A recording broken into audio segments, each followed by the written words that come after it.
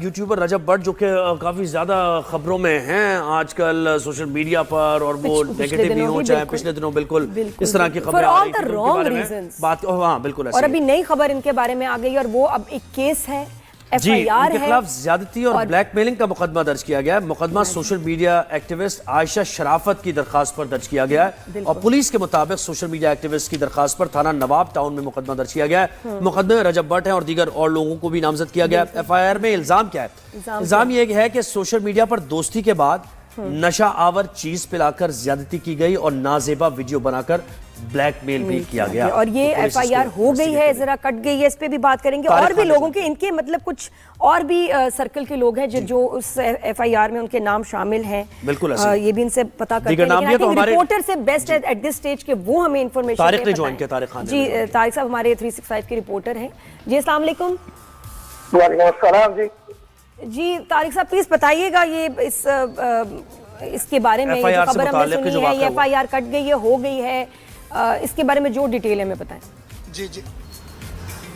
جی یہ ٹک talker Recep but کے خلاف ایف آئی آر ہے. 5 اس میں ملزمان جو ہیں وہ نامزد کیے گئے ہیں. ان میں سے اگر ہم بات کریں تو سلمان احمد جو ہیں وہ اس کیس کے مرکزی ملزم ہیں، جس کے اوپر خاتون جو ہیں انہوں نے الزام لگایا ہے کہ انہوں نے انہیں نشہ آور چیزیں پلائی اور ان کے ساتھ جو ہے وہ زیادتی کی ہے، جس کے بعد ان کی ویڈیو بھی بنائی گئی ہیں. اس کے علاوہ انہوں نے کہا کہ جب وہ ان کی سسٹر جو ہیں ان کو بھی یہ سارے ویڈیوز دکھائی گئی، ان کو بلیک میل کرتے رہے ہیں اور وہ اپنے والدین کی وجہ سے کہ ان کی عزت خراب نہ ہو تو انہوں نے کسی کو نہیں بتایا اس بارے میں. لیکن جب بات حد سے بڑھ گئی تو انہوں نے اس حوالے سے ان کے گھر گئے ہیں اور وہاں پہ جب پہنچے ہیں تو ان کو منع کرنے کے لیے ان کی بہن اور یہ جب پہنچے ہیں تو وہاں پہ ان کو بتایا گیا کہ وہاں پہ آلریڈی پہلے ہی رجب بٹ بھی موجود تھے، مان ڈوگر جو ہیں وہ موجود تھے.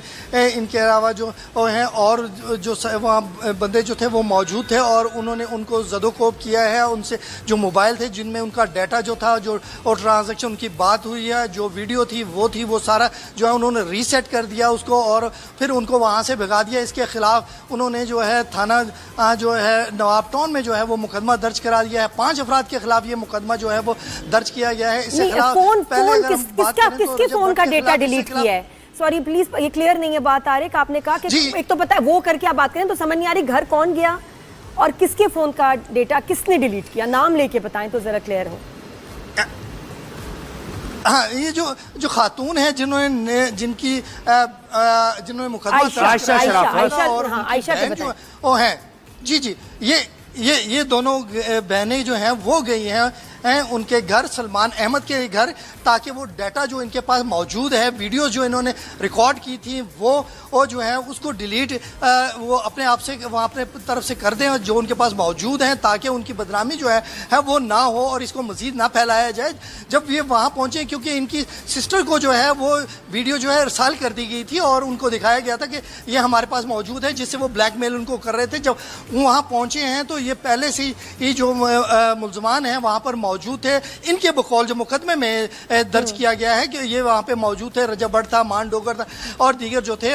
انہوں نے ان سے موبائل چھین لیے اور ان موبائل کو ریسیٹ کر دیا اور ریسیٹ کرنے کے بعد جو ڈیٹا تھا، جو ان کی چیٹ ہوئی آپس میں اور جو ویڈیو تھی عائشہ کے فون سے ڈیلیٹ کیا ہے، یعنی ان لوگوں کے موبائل جو خواتین گئی تھی دونوں ان کے موبائل لے کے وہ ریسیٹ کر دیا.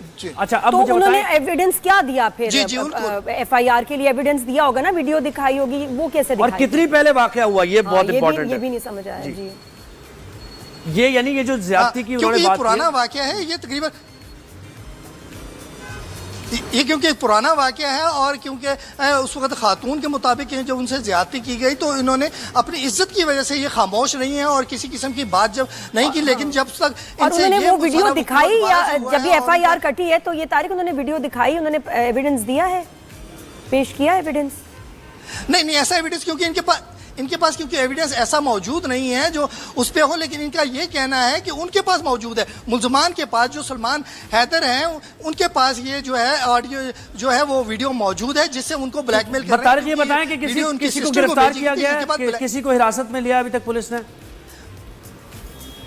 जी, अभी तक जो पुलिस की इतलात के मुताबिक अभी तक इनमें से किसी आदमी को हिरासत में नहीं लिया गया, लेकिन वो पुलिस इसके हवाले से कोशिश कर रही है और उम्मीद की जा रही है कि या तो मुलजमान खुद रब्ता कर लेंगे या फिर उनको गिरफ्तार। पुलिस यानी छापे मारी है, गिरफ्तार करने के लिए छापे मारे जा रहे हैं। FIR कट गई। ताज़ा खबरें ये हैं कि बिलावल भुट्टो ज़रदारी, आपको पता है कि वो US भी पहुंचे और वहाँ भी उन्होंने बड़ी अहम हाई प्रोफाइल शख्सियात से मुलाकातें भी की। UN सेक्रेटरी जनरल से मुलाकात हुई, मुख्तलिफ वफूद से मुलाकात हुई, बरतानिया में भी ज़ाहिर है वो ये मुलाकातें कर रहे हैं। तो एक इंटरव्यू दिया है पाकिस्तान के साबिक़ वज़ीर ख़ारजा बिलावल भुट्टो ज़रदारी ने स्काई न्यूज़ को, और बड़ा अहम उन्होंने इंटरव्यू दिया जिसमें उन्होंने कहा है कि 10 मई को सदर ट्रंप की तरफ से, यानी हमेशा पाकिस्तान तो यही इस पर स्ट्रेस दे रहा है कि सदर ट्रंप ने ऐलान किया अमरीकी सालसी में जंग बंदी के बावजूद दोनों हरीफ भारत और पाकिस्तान के दरमियान खतरनाक हद तक ये बुलंद है अभी तनाव, और उनका कहना था कि इस वक्त भारत और पाकिस्तान के दरमियान तनाज़ात की हद हमारी तारीख में सबसे कम है। हमने जंग बंदी हासिल कर लिया लेकिन हमने अमन हासिल नहीं किया। उसके साथ साथ एक पेशरफ्त और है, अमरीकी महकमा खारजा की तर्जुमान ने जो बात की है ट्रंप से मुताल्लिक, सालसी तो वो एक्सेप्ट कर ही रहे हैं कि हमने की है, लेकिन अब वो ये कह रही है कि अमरीकी सदर इस पोजीशन में हैं कि वो पाकिस्तान और भारत के दरमियान जो तनाज़ा है यानी मसला कश्मीर है तो उसके वो हल कर सके हाँ। वो इस पोजीशन में हैं। ये अमरीकी महकमा खारजा की तर्जुमान कह रही है।